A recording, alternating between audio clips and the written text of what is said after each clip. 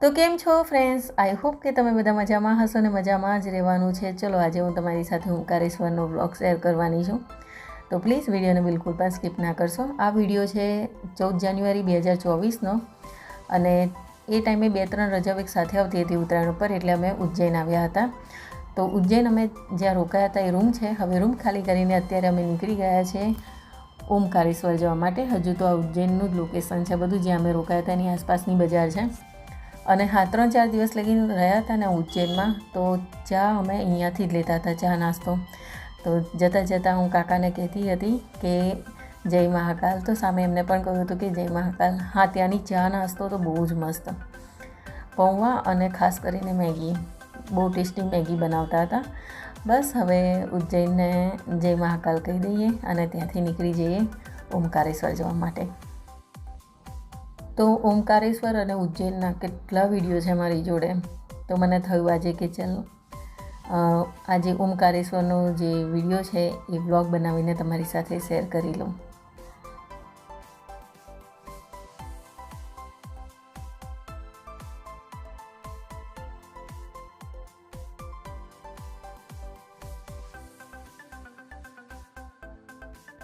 તો અમે ઓમકારેશ્વર પહોંચી ગયા છે, પણ આજે પબ્લિક વધારે હોવાને કારણે પાર્કિંગ એરિયા બહારની સાઈડ રખાયો હતો, તો ગાડી ત્યાં મૂકી દીધી છે. હવે અમે જઈએ છીએ જ્યાં અમારે રોકાવાનું છે ત્યાં આગળ. તો અમે જઈ રહ્યા છીએ શ્રી ગજાનન મહારાજ સંસ્થા સેંગાવ, અને એ જગ્યા આવી ગઈ છે. ચલો ત્યાંની ચારે બાજુનો વ્યૂ થોડોક બતાવી દઉં તમને.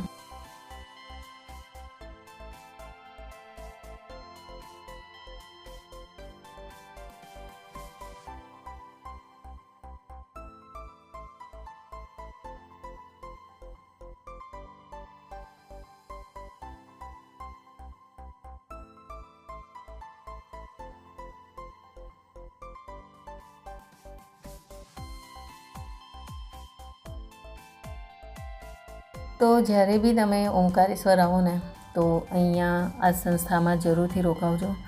બહુ જ મસ્ત જગ્યા છે.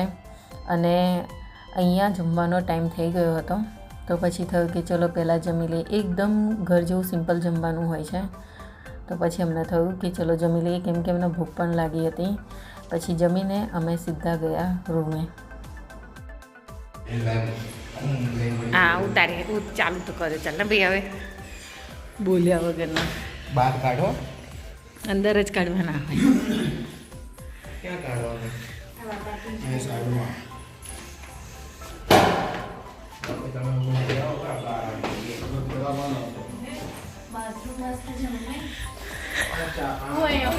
ના હો,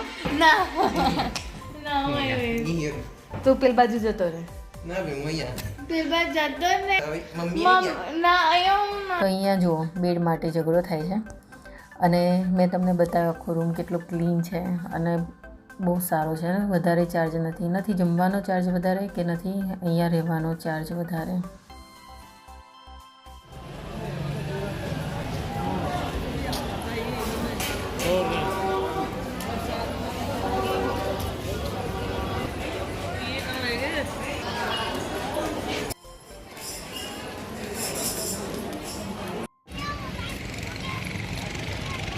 અરે બાપા, આગળ આગળ આવ.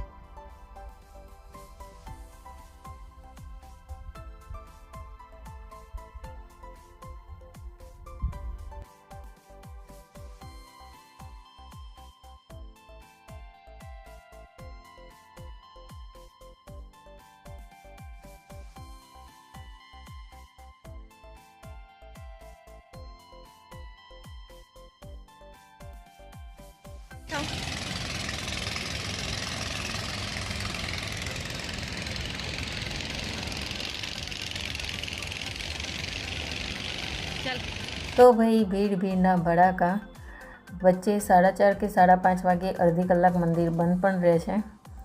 તો અમે તો આવીને ઊભા રહ્યા. થયું કે બહુ લાંબી લાઈન નહીં હોય, આટલું દેખાય છે એનાથી આગળ મંદિર આવી જશે, પણ અંદર પણ એટલી લાઈન હતી ને જિંદગીમાં પહેલી વખત અમે કોઈ મંદિરે આટલી લાંબી લાઈનમાં ઊભા રહ્યા હઈશું 3 થી 4 કલાક સુધી.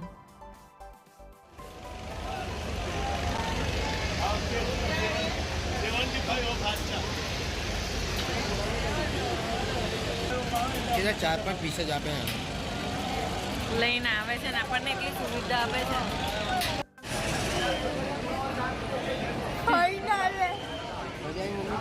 બહુ મજા આવી.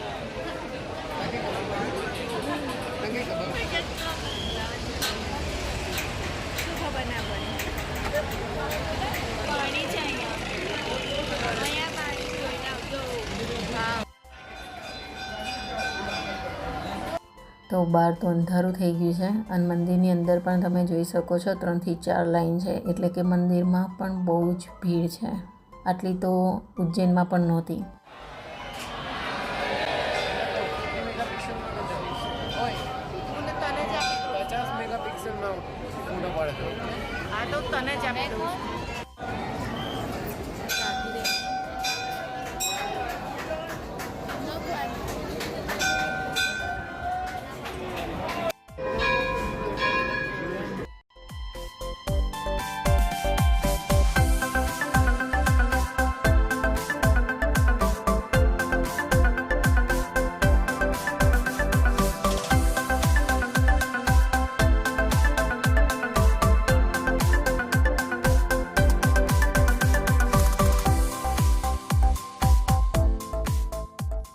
ભલે 3 થી 4 કલાક લાઈનમાં ઊભા રહ્યા પણ દર્શન તો થયા. હું કોઈ પણ મંદિરે જાઉં ને તો લાઈન જોઈને મને બીક નથી લાગતી. 4 થી 5-6 કલાક ઊભું રહેવાનું હોય તો પણ ઊભી રહો, પણ દર્શન કરી લો. દર્શન કરીને બહાર આવ્યા તો દિવ્યા કે મારે ખાવું છે કંઈક. તો મેં કીધું ચાલ રૂમે જમવાની તૈયારી જ છે તો જમી લે. ત્યાં જઈને તો કે ના, મારે બહાર હોટલમાં ખાવું છે, ચાઇનીઝ ખાવું છે. તો મેં કીધું સારું ચાલો તમને ખવડાવી દઉં એ પણ. તો આજનો વ્લોગ અહીંયા એન્ડ કરું છું. ઓમકારેશ્વરના બીજા મંદિરોમાં અમે દર્શન કર્યા હતા 15 તારીખે. એનો વ્લોગ આવતીકાલે આવશે. વ્લોગ બહુ લાંબો થઈ જાય. ચલો ફરી મળીએ નવા વ્લોગ નવા વિડીયો સાથે. ત્યાં સુધી જય શ્રી કૃષ્ણ, જય મહાકાલ. કાલના વ્લોગમાં છે ને ઓમકારેશ્વરના બધા જ મંદિરોના દર્શન કરાવીશું.